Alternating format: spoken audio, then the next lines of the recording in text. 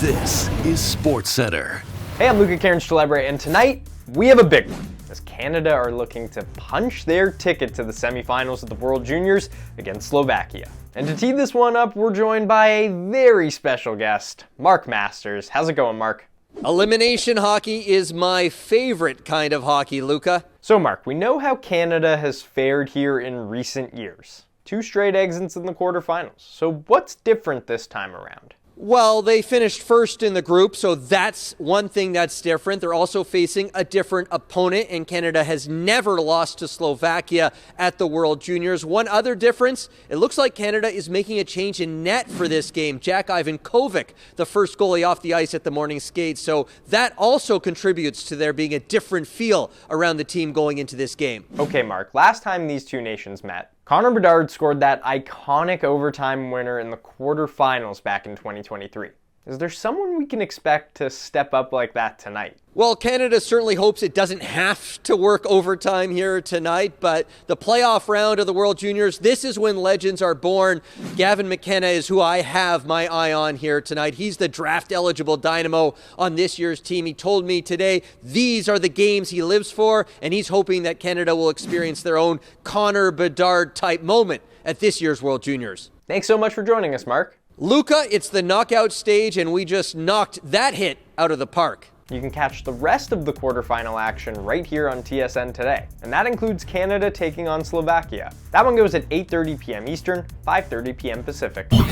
It's hard to believe it's already the final week of the NFL season, but here we are. And heading into Week 18, there's still some huge games left to be played, many of which have massive playoff implications. So today, here's our rundown at what's at stake in the NFL this weekend. First up is the Week 18 opener between the Panthers and Bucks, which will go a long way in deciding the winner of the NFC South, as whoever takes this game will take the division lead. Now if it's Carolina, they lock up top spot. But if it's Tampa, things get interesting, as then it all comes down to the Saints and Falcons game on Sunday. That's not all the football we get on Saturday, as we've also got a clash between the Seahawks and 49ers, which has even greater playoff implications, as the winner of this game secures both the 1 seed in the NFC and a first-round bye, while the loser has to play on the road during wildcard weekend. Now, if this scenario sounds familiar, well, that's because it happened just last year with Minnesota and Detroit. And unfortunately for Sam Darnold and the Vikings, they lost both their regular season finale and playoff opener.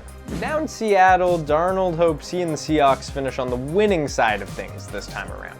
And last, but certainly not least, Week 18 wraps up with a true win-and-in matchup in the AFC North, as the winner of the Ravens-Steelers takes the division crown. It's crazy to think Baltimore's in this scenario at all. Let's not forget, they were 1-5 heading into their bye. But that week off came at a perfect time because they've looked like a completely different team ever since. And for Pittsburgh, it really feels like they just handed Baltimore this opportunity, as all they needed was a win against the then 3-12 Browns was all they needed to clinch. But they couldn't get it done, and now everything is on the line Sunday night. And with all the playoff implications of Week 18, the NFL will be must-watch TV all weekend long, and it kicks off right here tomorrow on TSN. Coverage of the Panthers-Bucks starts at 4:30 p.m. Eastern, 1:30 p.m. Pacific, followed by the Seahawks and 49ers.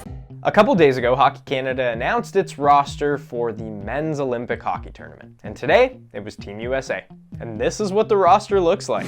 I don't understand how 5 of the top 10 American scorers in the NHL are not on this team, and they chose guys like JT Miller and Vincent Trocheck and Brock Nelson. And I'm an Avs fan, love Brock Nelson, but it just seems like there were people that earned spots that were not on this team. Literally the top American scorer, Jason Robertson. The USA roster features 21 familiar faces that played in the Four Nations face-off last year. But like Team Canada, when your talent pool is so deep, there are always going to be players left at home that have you scratching your head. And like we just said, there are probably more than a few names that could be representing Team USA that didn't make the cut. We already mentioned Jason Robertson, who enters Friday night's action tied for 4th in the league in goal scoring. What about Cole Caulfield, who has 40 points in 40 games this season? And his Haps teammate Lane Hudson, who also has 40 points. A few more names that have had great seasons include Alex DeBrincat and Adam Fox. Adam Fox is the craziest one because obviously Mike Sullivan is the head coach of Team USA and the Rangers, and Chris Drury is involved in the selection process, and leaving like probably a top 5 defenseman at home that plays for your team is definitely a choice.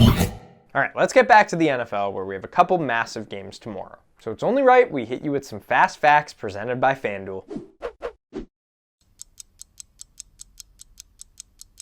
You know how it goes, 40 seconds on the clock. Here we go. With a win, the Panthers can clinch the NFC South. They're looking to make the playoffs for the first time since 2017. They're plus 132 on the money line. Zach Charbonnet leads Seattle with 11 rushing touchdowns this season. He had a rushing TD against the Niners in Week 1 and is plus 125 to score against Saturday. Baker Mayfield enters Saturday with at least one pick in each of his last 4 games, the longest stretch in his Tampa Bay career. He's minus 146 to throw a pick against the Panthers. Jackson Smith and Jigba had 124 receiving yards on 9 receptions in Week 1 against the Niners. His receiving yard line is set at 94.5, and you can get it at minus 114. Mike Evans has a touchdown in 2 straight games, including one in Week 16 against the Panthers. He's plus 160 to find the end zone Saturday. Brock Purdy enters Week 18 with 3 or more passing touchdowns in each of his last 3 starts. He's minus 148 to throw over 1.5 against the Seahawks, and I'm going to finish this one, and plus 250 if you take him to throw 3. That was pretty good. That's all for today. We'll be right back here on Monday at 3 Eastern, noon Pacific. Have a great weekend.